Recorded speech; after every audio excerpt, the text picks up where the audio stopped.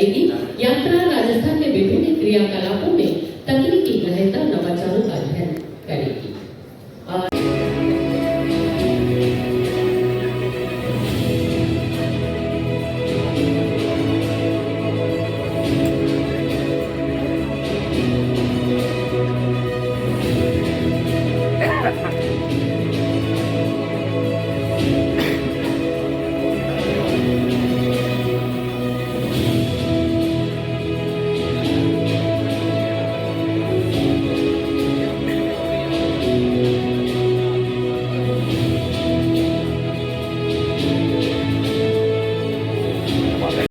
Prototype चरण के योग्य स्टार्टअप को निर्धारण के लिए 2,40,000 रुपए का अनुदान राज्य सरकार द्वारा दिया जाता है और ये 5,65,40,000 रुपए की राशि का 145 स्टार्टअप्स को ये राशि फंडिंग की राशि दी जा रही है।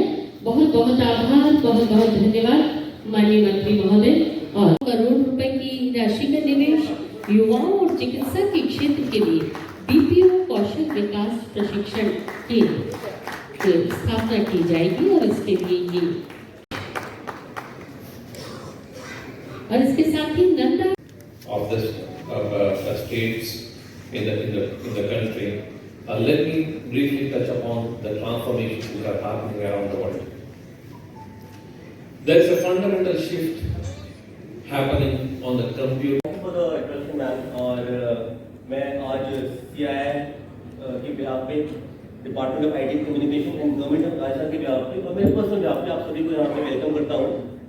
Rajasthan has been land of opportunities for all of us और IT और ITES के क्षेत्र में हमने 15-20 साल में बहुत ज़्यादा काम किया है।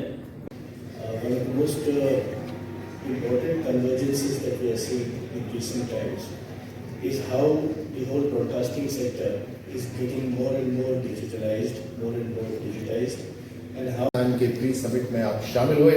आप सबको धन्यवाद और आप सबको बहुत बहुत शुभकामनाएं आगे के लिए। अभी कुछ MOUs हुए हैं, तकरीबन 5,500 करोड़ के MOUs हैं।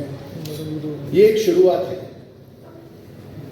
आप जैसे कि जानते हैं कि IT क्षेत्र एक ऐसा सेक्टर है जो जिससे कोई भी क्षेत्र अछूता नहीं रहा। चाहे आप उसको हेल्थ सेक्टर ले लीजिए, चाहे स्पेस ले लीजिए, डिफेंस ले लीजिए, एग्रीकल्चर, यूथ, एवरीथिंग। इस सभी क्षेत्रों को जोड़ने वाला, सभी क्षेत्रों को और बेहतर करने वाला अगर कोई डिसरप्टर आया है वो है IT। सो आप सब इससे जुड़े हुए हैं। भविष्य की ये एक तरह से देश को, दुनिया को आगे ले जाने का, जीवन सरल करने का ये एक माध्यम है। मैं इसके लिए भी आप सबको बधाई और शुभकामनाएं देता हूं।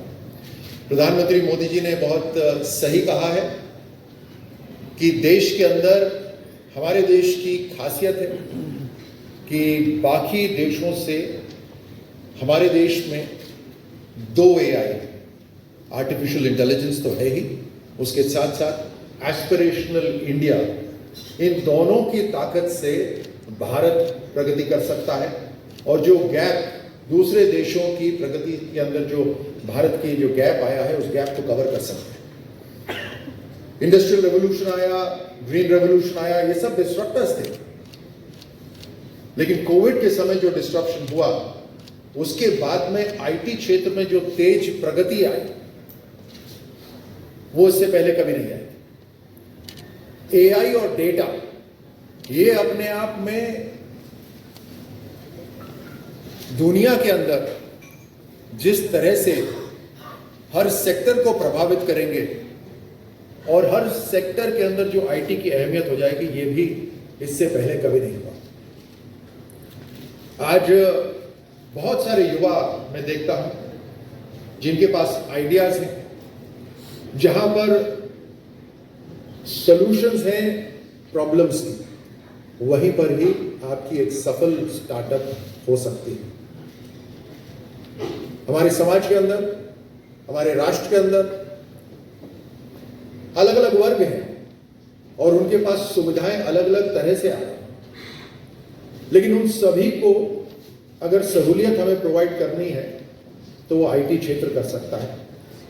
समाधान निकालने पड़ेंगे, जैसे ड्रोन के अंदर हमारे पुलिस उसको इस्तेमाल कर सकती है, एग्रीकल्चर सेक्टर उसको इस्तेमाल कर सकता है, अलग अलग टेक्नोलॉजी उसके अंदर शामिल हो जाती है। पुलिस फोर्स की कमी है, संख्या कम रहती है, हमें बहुत सारी पुलिस फोर्स को फ्री करना है, तो ट्रैफिक मैनेजमेंट के अंदर किस तरह से हम ड्रोन्स को इस्तेमाल कर सकते हैं। ट्रैफिक मैनेजमेंट के अंदर जो स्टैटिक कैमरास हैं उसके अंदर एआई टेक्नोलॉजी से हम किस तरह से जो साधारण से टास्क हैं उसको समाप्त कर सकते हैं। जरूरी नहीं है कि वहां व्यक्ति खड़ा होकर उसका समाधान करे, बल्कि आप और मैं अच्छी तरह से जानते हैं कि अगर एआई बेस्ड टेक्नोलॉजी से हम ट्रैफिक मैनेजमेंट करेंगे तो काफी हद तक पारदर्शिता भी आ जाएगी। There is no VIP for a camera and for artificial intelligence. A violation is a violation, और उसमें समय भी लगाने की जरूरत नहीं है। उसी तरह से एग्रीकल्चर और एग्रीकल्चर बेस्ड जो इकोनॉमी है